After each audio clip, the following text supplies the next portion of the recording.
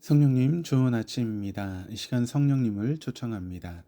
오늘도 내 안에 오셔서 하나님을 기쁘시게 드릴 것을 소원하게 해주세요. 오늘 말씀을 통해 구체적으로 무엇을 해야 할지를 깨닫게 해주세요. 깨달은 것을 삶 속에서 실천할 수 있도록 도와주세요. 아멘. 오늘 함께 나누실 하나님 말씀은 민수기 13장 1절에서 24절까지 말씀입니다. 제 13장.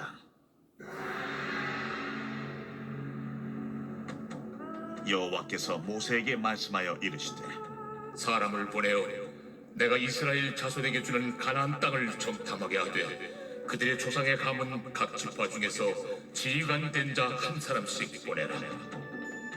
모세가 여호와의 명령을 따라 바란 광야에서 그들을 보냈으니 그들은 다 이스라엘 자손에 수령된 사람이라. 그들의 이름은 이러하니라.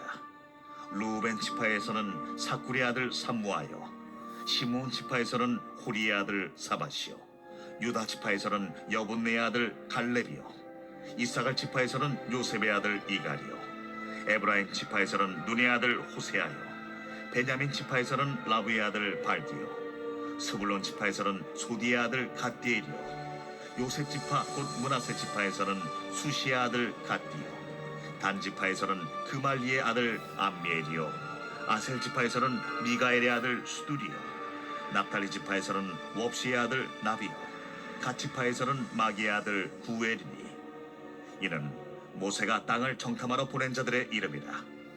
모세가 눈의 아들 호세아를 여호수아라 불렀더라. 모세가 가나안 땅을 정탐하러 그들을 보내며 이르되, 너희는 네겝길로 행하여 산지로 올라가서 그 땅이 어떠한지 정탐하라. 곧 그 땅 거민이 강한지 약한지 많은지 적은지와 그들이 사는 땅이 좋은지 나쁜지와 사는 성읍이 진영인지 산성인지와 토지가 비옥한지 메마른지 나무가 있는지 없는지를 탐지하라. 탐대하라. 또 그 땅의 실과를 가져오라. 하니 그때는 포도가 처음 익을 즈음이었더라.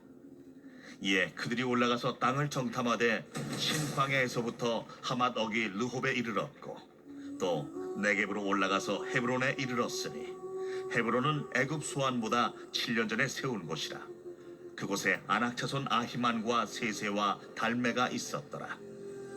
또 에스골 골짜기에 이르러 거기서 포도송이가 달린 가지를 베어 둘이 막대기에 꿰어 매고 또 석류와 무화과를 따니라. 이스라엘 자손이 거기서 포도를 베었으므로 그곳을 에스골 골짜기라 불렀더라. 이스라엘이 출애굽한 이후에 광야에서 범한 가장 큰 죄 두 가지를 정해야 한다면 그것은 금송아지 사건과 오늘 본문에서부터 시작하는 가나안의 정탐 사건일 것입니다. 이 두 사건은 광야를 지나는 이스라엘에게 결정적인 사건들이었습니다. 그런데 몇 가지 공통점이 있습니다. 먼저 모세는 모압 평지에서 가나안 땅 입성을 바로 눈앞에 둔 출애굽 2세대에게 지난 40년의 광야의 생활을 회고하면서 이 두 사건을 특별하게 언급했습니다. 또한 하나님께서 그의 백성의 죄에 대해 분노하여 그들을 몰살시키고 모세를 통해 새로운 하나님의 백성을 이루시겠다라고 선언하셨던 것도 이 두 사건이 지닌 공통점입니다. 앞서 민수기 11장과 12장에서 이스라엘 백성들은 디베라에서와 기브롯 핫다와에서 하나님을 원망했으며 미리암과 아론이 모세를 비방한 사건이 있었습니다. 이러한 이스라엘 백성의 하나님을 향한 그리고 모세를 향한 원망과 불신이 가나안 정탐 사건으로 이어집니다. 1절, 2절입니다. 여호와께서 모세에게 말씀하여 이르시되 사람을 보내어 내가 이스라엘 자손에게 주는 가나안 땅을 정탐하게 하되 그들의 조상의 가문 각 지파 중에서 지휘관 된 자 한 사람씩 보내라. 하나님께서 모세에게 가나안 정탐을 위하여 각 지파 중 한 사람씩을 보낼 것을 명령하십니다. 본문만 보면 이스라엘이 가나안 땅 정복에 바로 나서지 않고 정탐꾼을 보내는 것이 마치 하나님의 본래 의도였던 것처럼 보입니다. 그러나 이 사건은 40년 후 모세가 모압 평지에서 이스라엘에게 회고한 것을 기초로 바라보아야 합니다. 신명기 1장 22절 23절이 이렇게 기록을 합니다. 너희가 다 내 앞으로 나와 말하기를 우리가 사람을 우리보다 먼저 보내어 우리를 위하여 그 땅을 정탐하고 어느 길로 올라가야 할 것과 어느 성읍으로 들어가야 할 것을 우리에게 알리게 하자 하기에 내가 그 말을 좋게 여겨 너희 중 각 지파에서 한 사람씩 12를 택하매. 모세는 백성들에게 곧장 가나안 정복에 나설 것을 요구했습니다. 그러나 백성들은 모세에게 먼저 정탐꾼들을 그 땅에 보내 그곳의 상황을 파악하고 올라갈 것을 요구했고, 모세는 이런 백성들의 요구를 받아들였습니다. 그렇다면 본문을 시작하는 하나님의 정탐꾼을 보내라 라고 하는 명령을 우리는 어떻게 이해해야 하겠습니까? 그것은 출애굽 과정에서 하나님의 이적을 체험했음에도 불구하고 아직도 하나님의 하나님 되심과 그분의 능력을 신뢰하지 못하는 이스라엘 백성들의 요구에 하나님께서 마지못해 허락하신 것으로 이해해야 할 것입니다. 그렇기에 가나안 정탐 사건은 하나님의 계획의 실패가 아니라 이스라엘 백성의 계획 실패 사건입니다. 이미 하나님께서 이스라엘 자손에게 주시기로 약속하신 가나안 땅을 즉시 그들에게 주시기를 원하셨으나 이스라엘 백성들은 기어코 정탐꾼을 미리 보내 그 땅이 어떤 땅인지를 알기를 원하였고, 그들이 하나님과 하나님의 약속을 얼마나 신뢰하지 못하고 있는지를 보여줍니다. 광야에서 이스라엘은 그들의 목적지, 즉 그들의 미래를 미리 알기 원하여 정탐꾼을 보내려 했으나 결국 그 행위가 영원한 미래가 되어주시는 그들과 함께 하시는 하나님과 그 하나님의 약속을 외면하게 되는 계기가 되었습니다. 광야에서 이스라엘이 범한 과오를 다시 범하는 어리석음에 빠지지 않고 우리의 영원한 미래, 소망되어 주시는 주님과 주님의 약속을 신뢰하는 우리 모두가 되기를 소망합니다. 3절입니다. 모세가 여호와의 명령을 따라 바람 광야에서 그들을 보냈으니 그들은 다 이스라엘 자손에 수령된 사람이라. 가나안 땅을 정탐을 위해 각 지파를 대표할 수 있는 수령을 선출합니다. 그리고 그들의 이름을 4절에서 15절까지 증거합니다. 이미 민수기 1장에서는 전쟁에 나갈 만한 사람을 계수하기 위해서 각 지파에 우두머리 한 사람씩 하나님께 정해 주셨습니다. 그러나 가나안 정탐을 위해 뽑은 각 지파의 대표들의 명단에 그들 중 한 사람도 보이지 않습니다.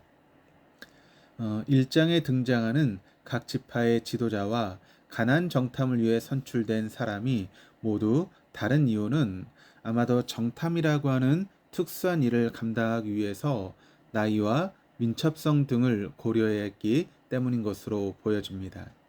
그럼에도 이들은 각 지파를 대표하는 수령으로서 그들이 정탐한 후에 나누는 보고가 이스라엘 백성들에게 어떤 영향을 끼칠 수 있는지를 기억해야 합니다.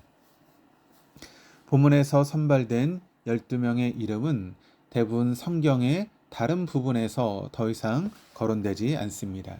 그러나 갈렙과 여호수아의 이름은 다른 곳에서도 계속 언급됩니다.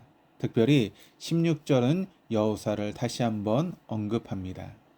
16절입니다. 이는 모세가 땅을 정탐하러 보낸 자들의 이름이라. 모세가 눈의 아들 호세아를 여호수아라 불렀더라. 에브라임 지파에서는 눈의 아들 호세아가 뽑혔음을 앞서 증거했음에도 다시 한번 호세아의 이름이 언급됩니다. 이는 두 가지 기능을 합니다. 먼저는 여호수아가 앞으로 중요한 위치에 오를 것임을 암시하며, 또한 이 호세아가 바로 그 유명한 여호수아라고 하는 점을 알려줍니다. 호세아는 구원이라고 하는 뜻을 지녔으며 여호수아는 여호와께서 구원하신다라고 하는 뜻 혹은 여호와의 구원이라고 하는 의미를 지녔습니다. 일반 명사가 하나님의 성호와 연관된 고유 명사로 바뀌었습니다. 여호수아는 성경에서 하나님의 성호 여호와와 연관된 최초의 이름이기도 합니다. 17절에서 20절입니다. 모세가 가나안 땅을 정탐하러 그들을 보내매 이르되 너희는 내게 길로 행하여 산지로 올라가서 그 땅이 어떠한지 정탐하라. 곧 그 땅 거민이 강한지 약한지 많은지 적은지와 그들이 사는 땅이 좋은지 나쁜지와 사는 성읍이 진영인지 산성인지와 토지가 비옥한지 메마른 나무가 있는지 없는지를 탐지하라. 담대하라. 또 그 땅의 실과를 가져오라 하니 그때는 포도가 처음 익을 즈음이었더라. 모세는 12명의 각 지파 대표를 선발하여 가나안으로 정탐을 보내면서 몇 가지 지시사항을 내렸습니다. 첫째로 가나안 땅 전체를 둘러보라는 것입니다. 모세는 이들에게 하나님께서 약속하신 땅의 일부만 정탐하고 돌아와 편파적으로 보고하지 말고 전체를 두루 돌아보고 온 후에 전체에 대한 균형 있는 보고를 해줄 것을 주문합니다. 둘째로 가나안에 사는 원주민들의 숫자와 능력을 관찰하라는 것입니다. 하나님께서 가나안 땅을 주셨지만 그들이 약속의 땅을 차지하려면 원주민들과의 전쟁을 해야 됩니다. 그러므로 적의 규모를 파악하는 것은 이스라엘 군대에게 매우 중요합니다. 셋째로 가나안 땅이 사람이 살기에 적합한지를 살피라고 하는 것입니다. 그리고 네 번째로 가나안 사람들의 거주 여건, 즉 요사화된 성읍에서 사는가 그런 등등을 알아보라고 하는 것입니다. 이 정보 역시 앞으로 전쟁을 하는데 매우 중요한 단서가 될 수 있습니다. 다섯 번째로 가나안 땅이 기름진지 황폐한지 나무가 있는지 없는지 등을 관찰하라는 것입니다. 땅의 기름짐을 판가름할 수 있도록 그 땅의 과일을 가져오라고 하는 말도 덧붙였습니다. 모세는 이 정탐을 통해 가나안 땅을 향한 이스라엘의 호기심을 만족시키려 할 뿐 아니라 하나님의 말씀의 진실성, 즉 그 땅이 적과 꿀이 흐르는 땅임을 확인시켜 주고 동시에 전쟁에 필요한 정보도 수집하려고 했습니다. 즉 일석삼조의 효과를 노린 정탐 계획이었습니다. 그러나 아무리 좋은 계획을 준비하고 실행한다 할지라도 그들의 중심으로 하나님의 약속을 신뢰하지 않을 때 모든 계획이 하나님과 멀어지는 계기가 되었습니다. 21절에서 22절입니다. 이에 그들이 올라가서 땅을 정탐하되 신광야에서부터 하맛 어기 르홉에 이르렀고 또 네겝으로 올라가서 헤브론에 이르렀으니 헤브론은 애굽 소안보다 7년 전에 세운 곳이라. 곳에 아낙 자손 아이만과 세세와 달메가 있었더라. 드디어 12명의 정탐꾼이 가나안을 정탐하였습니다. 신광야는 이스라엘 자손이 진을 쳤던 바란 광야 북쪽이며 가나안 정탐의 최남단에 속하여 하맛 어기 르홉은 정탐꾼들이 정탐한 가장 북쪽 지역일 뿐만 아니라 이스라엘의 이상적인 북방 경계이기도 합니다. 이스라엘 역사상 솔로몬 왕이 이곳에 국고성을 세운 적이 있는 이스라엘 최전성기의 북방 경계입니다. 즉 신광야에서부터 하맛 어기 르홉에 이르렀다라고 하는 것은 하나님께서 약속하신 가나안 땅 전체를 정탐했다라고 하는 것을 의미합니다. 정탐한 지역 중에서 유일하게 헤브론에 대해 언급합니다. 헤브론은 예루살렘에서 약 30km 남서쪽에 위치한 곳이며 하나님께서 처음으로 아브라함에게 가나안 땅을 약속한 장소이기도 합니다.